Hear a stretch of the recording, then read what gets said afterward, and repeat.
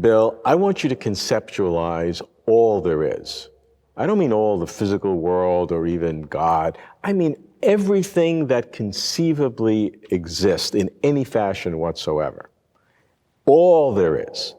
And then the question I want to ask is, how do you categorize this? What are the big categories that we would place things in? Big question. Well, let me give you a speculative answer, because I could run through, a standard catalog of things. But something I've been thinking about for a while, and I've been writing a book on this, although I've put it on hold now for a while.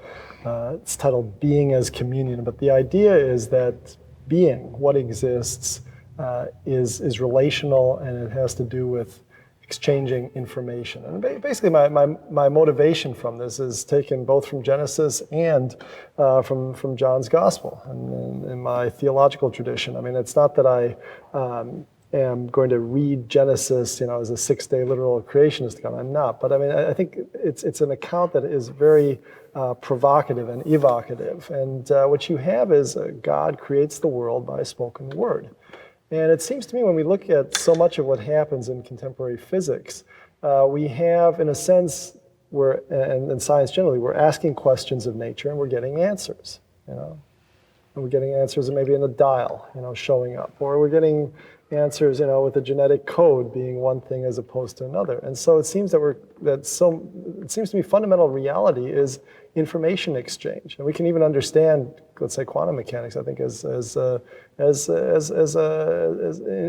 information theory terms. In fact, this has already been done. I mean, there are people who've done this. So that's what I would say is fundamental reality. It's information and the sources of information, in a sense that God is the main source, but there can be angelic orders, there can be sources of information that are not embodied, that are not restrained in certain ways, and it seems that we are restrained in other ways in terms of the information we can give out and glean. So that would be one way. That would be a unified way of making sense of it. And okay, and it's something. I mean, John Wheeler, has explored this. He had his fields phase and others, and he's got his information phase. Everything is information. So it's not just that I'm. No, I totally agree. I mean, there are people who say, it from bit, and that that it's not that information describes things, but information is things. That at the most fundamental level, everything is information. Calculate the number of bits in the universe and all sorts of things. I mean, now the people who do that, though, are to my knowledge, almost always. Or to my knowledge, are always in the physical realm. They're describing the universe and the particles and everything else. Nobody that I know has taken it beyond what traditionally would be called the physical world. So that's interesting. So I would take it beyond that, but it seems to me that there's something. Now, I'm still not sure that any of the proposals out there have been fully articulated in a way that really makes for robust metaphysics and physics. But still, it seems to me that there's something really deep going on there. So let's look first at what we call the traditional categories, and then see how information might affect it. We have the physical universe and all that there is in it, 10 to the 80th particles and 10 to the 90th if you include photons or something like that. So we have all of that. Then we have the fields that mediate between these particles, and that's sort of the physical world and how that occurs. And then in your way of looking at things, and many people's, there's a non-physical kind of realm of existence in which certainly God exists in, and maybe then there are other populations in a non-physical world that maybe it's in God's world or a slightly different one where so-called angelic beings or other non-physical beings would exist. So that's maybe another category. And then there are the so-called abstract objects, Platonic world of numbers and ideas and universals, ideas of greenness or the number 2, are these real? So what you're saying is that there may be something that relate all of these categories in some sense? I'm not so sure about the mathematical objects. I mean, it seems to me that those are conceptual. I mean, intelligence is, it seems that number, for instance, is something fundamental about how intelligence operates and makes sense of things, unity, division. So I'm not sure I'd go the full Platonic route there to assign them some sort of independent status. But But it does seem, I haven't articulated this, I haven't developed this. Good. Because I could say, the physical world is matter, energy, the way the laws that interact, these causal powers that you get through material processes, that's what's at least fundamental for the physical world.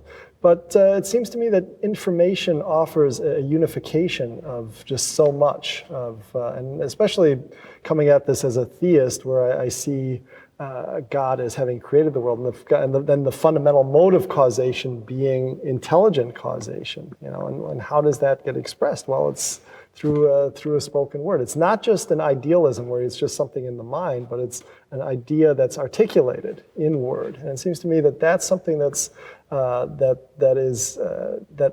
offers promise of some real insights, especially in this information age. I mean, we make do with the best technologies and insights we have at the time. We always talk about either the things like the mind or the brain, or talk about God in terms of the current most sophisticated metaphor.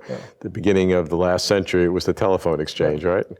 And before that, it was the clock, maybe, and then it was the laser and the hologram and the computer, and so now indeed it's information. But where you're pushing it is that maybe information is not is the unification between not just expressing the physical world, but as a way of understanding how God in your theistic structure could have created that, and the concept of God's word being more than just a kind of a pleasantry metaphor, represents real information. Yeah, and I think you can then also draw some distinctions in the mode by which this information enters the world and then also interacts within the world. I mean, normally, when information is exchanged between physical objects, it's by some sort of, there's some sort of energetic expression, and then there's a channel, and you can track, in a sense, the information rides on energy.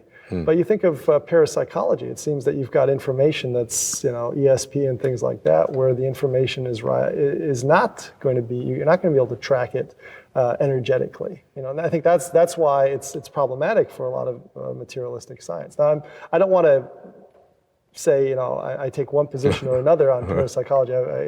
I've got a big enough can of worms with intelligent design, but I'm just saying that's, I think that's a way at least it can be conceived. And so there can be restrictions on the transmission of information. It seems that we work with those restrictions. A spiritual being need not be restricted in the same way. And then God, in a sense, can unleash information, if you will, without restriction. That would draw a distinction between, let's say, us and God. But again, don't hold me to this. I don't hold you to anything. I'm going to write a book, someday, and I may recant everything I've said here. So that's just how it is. But it seems to me that there's something deep going on there, and other thinkers have been thinking along the same lines.